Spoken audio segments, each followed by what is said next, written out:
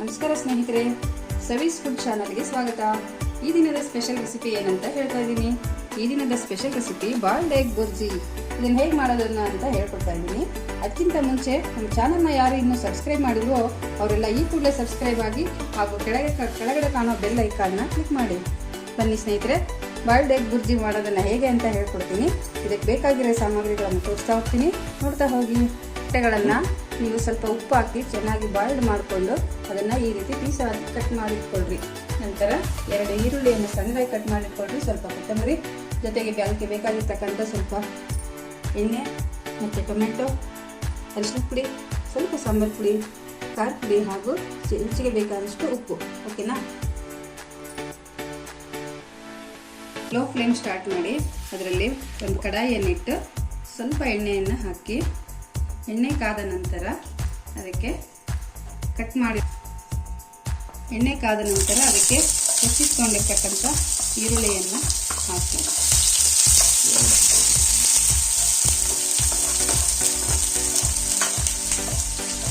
ನಂತರ ಕಟ್ ಮಾಡಿಟ್ಕೊಟ್ಟಿರ್ತಕ್ಕಂಥ ಟೊಮೆಟೊನ ಹಾಕಿ,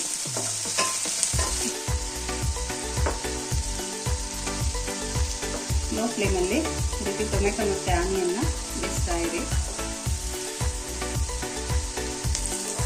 ನೋಡಿ, ಈರುಳ್ಳಿ ಮತ್ತು ಟೊಮೆಟೊ ಗೋಲ್ಡನ್ ಕಲರ್ ಬರೋ ತನಕ ಬೇಯಿಸಿದ್ವಿ. ಈಗ ಮೊದಲಿಗೆ ಜೋಡಿಸಿರ್ತಕ್ಕಂಥ ಐಟಮ್ಗಳನ್ನು ಹಾಕ್ತಾ ಹೋಗೋಣ. ಫಸ್ಟಿಗೆ ಸಾಲ್ಟನ್ನು ಹಾಕ್ರಿ, ಅದು ಒಂದು ಸ್ವಲ್ಪ ಆನಿಯನ್ ಜೊತೆಗೆ ಮಿಕ್ಸ್ ಆಗಲಿ.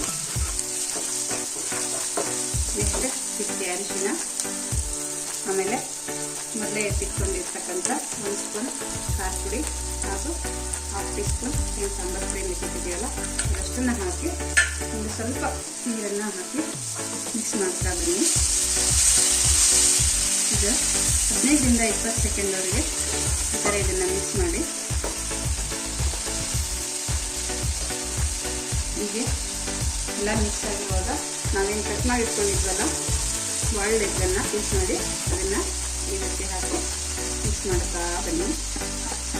ಫ್ಲೇಮ್ ಚಿಕ್ಕದಾಗಿ ಇರಲಿ, ಸಣ್ಣದಾಗಿ ಉರಿಯಲ್ಲಿ ಅದನ್ನು ಬೇಯಿಸ್ತಾ ಕೊನೆಯಲ್ಲಿ ಇದಕ್ಕೆ ಕಟ್ ಮಾಡಿ ಕೊಟ್ಟಿರ್ತಕ್ಕಂಥ ಕೊತ್ತಂಬರಿಯನ್ನು ಹಾಕಿ, ಇದಕ್ಕೆ ಕಾಂಬಿನೇಷನ್ ಏನಂದರೆ ಬಿಸಿ ಬಿಸಿಯಾದ ಚಪಾತಿಯನ್ನು ಮಾಡಿ ಅದರ ಜೊತೆಗೆ ನಿಮ್ಮ ಫ್ಯಾಮಿಲಿಯಲ್ಲಿ ಸರ್ವ್ ಮಾಡಿ ಮತ್ತು ಮಕ್ಕಳಿಗೆ ಬಾಕ್ಸಿಗೆ ಹಾಕ್ಕೊಳ್ಳಿ.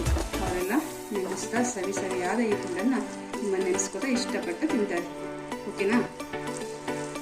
ನಾವು ಹಾಕಿರ್ತಕ್ಕಂಥ ಮಸಾಲೆ, ಉಪ್ಪು, ಖಾರ ಪುಡಿ ಅದೆಲ್ಲ ಆ ಬಾಯ್ಲ್ಡ್ ಎಗ್ ಜೊತೆ ಮಿಕ್ಸ್ ಆದಾಗ ಬರ್ತಕ್ಕಂಥ ಒಂದು ಘಮ ಇದೆಯಲ್ಲ, ನಿಮ್ಮನೆ ತುಂಬ ಆವರಿಸ್ಕೊಂಡು ಏನು ಸ್ಪೆಷಲ್ ಮಾಡಿದ್ದೀರಾ ಅಂತ ಕೇಳಿಕ್ಕೆ ಬರ್ತಾರೆ.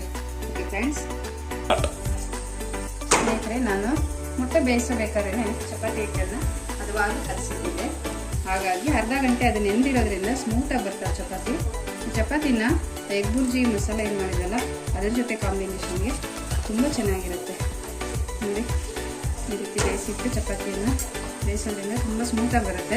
ಅದಕ್ಕೆ ತುಪ್ಪನಾರ ಹಾಕಿ ಬೇಯಿಸ್ಕೊಳ್ಳಿ. ಇಲ್ಲ ಶೇಂಗಾ ಎಣ್ಣೆ ಏನು ಯೂಸ್ ಮಾಡ್ತೀರಲ್ಲ ಅದನ್ನೆಲ್ಲ ಹಾಕಿ ಬೇಯಿಸ್ಕೊಳ್ಳಿ.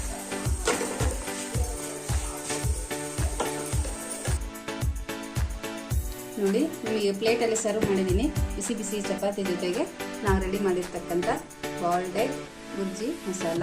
ಇದನ್ನು ತಿಂದು ನೀವು ಹೇಳಿ, ನಿಮ್ಮ ಫ್ಯಾಮಿಲಿಯವ್ರ ಹತ್ರ ಕೇಳಿ ಯಾವ ರೀತಿ ಬಂದಿದೆ ಅಂತ. ಈ ವಿಡಿಯೋ ನಿಮಗೆ ಇಷ್ಟ ಆದರೆ ಎಲ್ಲರೂ ಲೈಕ್ ಮಾಡಿ, ಕಾಮೆಂಟ್ ಮಾಡಿ ಮತ್ತು ಶೇರ್ ಮಾಡೋ ಮುಖಾಂತರ ನಮ್ಮನ್ನು ಪ್ರೋತ್ಸಾಹಿಸಿ. Thank you.